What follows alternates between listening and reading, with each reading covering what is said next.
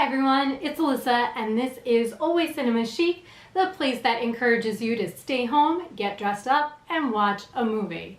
So today I am reviewing Colossal starring Anne Hathaway, Jason Sudeikis, and Dan Stevens. The movie is written and directed by Nacho Vigalondo, and this is the most bizarre movie that you are going to see this year. I guarantee it. This was so different. Now, I went into the movie not knowing much of anything about it. All I had seen was the poster with Anne Hathaway and then this really fake looking CGI monster in the background. It's scratching its head. And I thought to myself, that's it. I'm watching this movie. I didn't need the trailer, I didn't need reviews, I didn't need anything. I just knew I wanted to watch this movie. And I am so glad that I went into it knowing absolutely nothing. Now, my recommendation would be, if you haven't seen the trailer, do not watch it. It gives way too much away. This review is going to say less than the actual trailer did, so I just wouldn't watch it. In fact, if you want to be safe, just stop the video right now, go watch the movie, and then come back and watch the review. That's how beneficial it is to know nothing about this movie going into it. Alright, so with that said, this is a mashup of a comedy, it's a monster movie, it has kind of an indie vibe, and there's some serious underlying drama in the film as well. And so it is about this woman, Gloria, played by Anne Hathaway, who is a bit of a wreck. She is always drunk, she has blackout conversations, she doesn't have a job, she has no direction in her life. She's living with her boyfriend Tim, who's played by Dan Stevens. He's kind of that know-it-all, controlling, but tries to appear like he's a perfect boyfriend. And basically Tim's had enough of dealing with Gloria, so he packs up her bags, kicks her out of the apartment, and says, if you want to come back, you need to straighten out your life. So she goes back to her childhood home. It's empty, there's no furniture, she's there by herself, and she ends up running into her elementary school friend Oscar, who's played by Jason Sudeikis. So they really connect right away. It seems like this is going to be an offbeat romantic comedy. That's where I thought it was going. I thought, all right, maybe Oscar is going to make Gloria more creative and more self-assured, and then she's going to make a comic with this crazy monster, and that's where the monster is going to come from. No, not at all. Not at all. This is definitely not a love story. So what happens is she gets a call from her sister. Her sister is saying, are you okay? Gloria doesn't know why she's so upset, and her sister tells her to just put on the TV, and all of a sudden you see this gigantic monster that is roaming the streets of Seoul, South Korea. And it seems to attack every single morning at 8:05 in the morning for some reason. And so the more mornings that Gloria sees this monster, she starts to feel like there's kind of a connection between her and the monster, and she doesn't quite understand why. And that's where I'm going to end the summary. You need to know nothing more than that.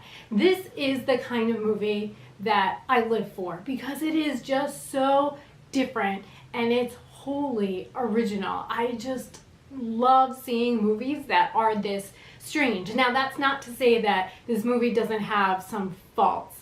It definitely slows down the pace in the second act. There are some character developments that don't make a lot of sense, and there is a villain that emerges that was also kind of strange. The movie didn't feel like there would be a villain, but that villain comes. But I feel like a lot of these things can be forgiven because this is such a different movie. I did also kind of want a bit more symbolism in the film and more of a connection between Gloria and her being an alcoholic and what's going on with this monster, and the fact that she seems to always be around guys who are very controlling, who always want to tell her what to do.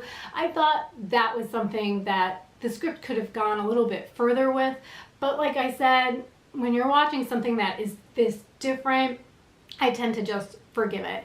I think that Anne Hathaway is just knockout in this movie. She is so good. And I don't always like her. Sometimes I think that she is a little bit, she tries a little bit too hard. She tries to make you like her, but here she really wasn't trying to make the audience like her. This character is a wreck. She doesn't try to be anything more than she is, but at the same time, the character does have some kind of self-awareness, introspection.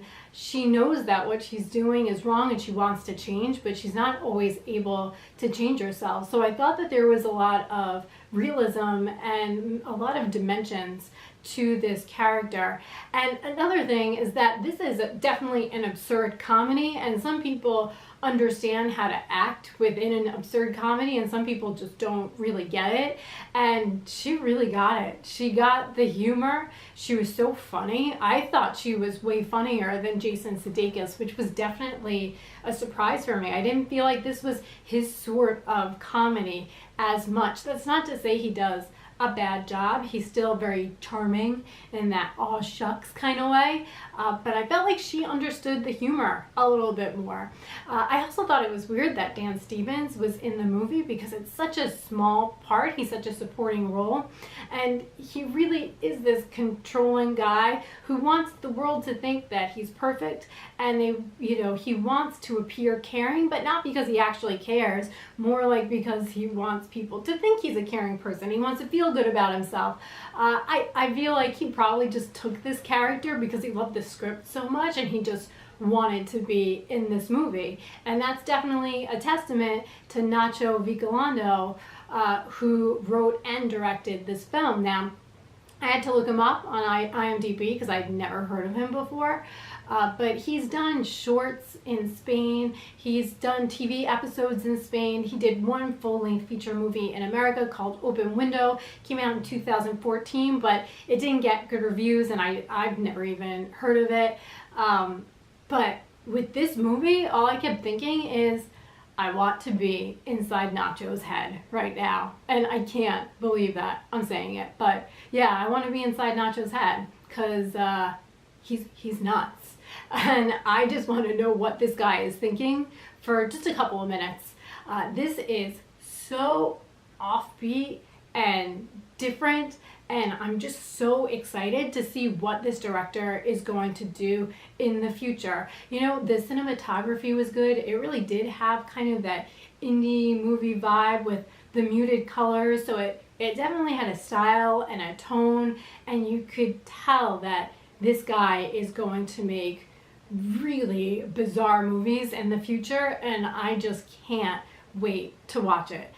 So I do my reviews based on two criteria. The first one is looking at it as a film, looking at the artistry, and for that I would give Colossal a B. Like I said, it's not the greatest film you're ever going to see. There isn't a ton of symbolic shots.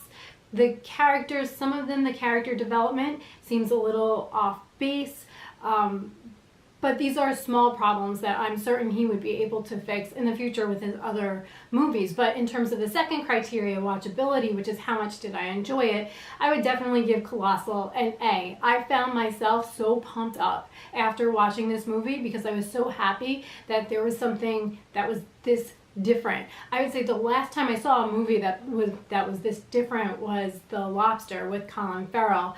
That movie I thought was a little bit better because it was more symbolic. It was saying a lot about relationships and couples and why we have couples in our culture. So I did think that was a little bit better, but I felt like that movie is a similar vein to this. But I really loved that this was a movie that was about a woman, but it wasn't a love story at all. If anything, it's more about the connection between Gloria and the monster and Gloria and herself, and I thought that was really refreshing and different to watch. So I would definitely recommend that you go out and watch this movie. So thank you guys so much. I really appreciate everyone watching. Please like and subscribe to this channel. And remember, it's always in fashion to stay at home, relax, and make it a cinema chic night. Thank you guys so much. Thanks for watching. Bye.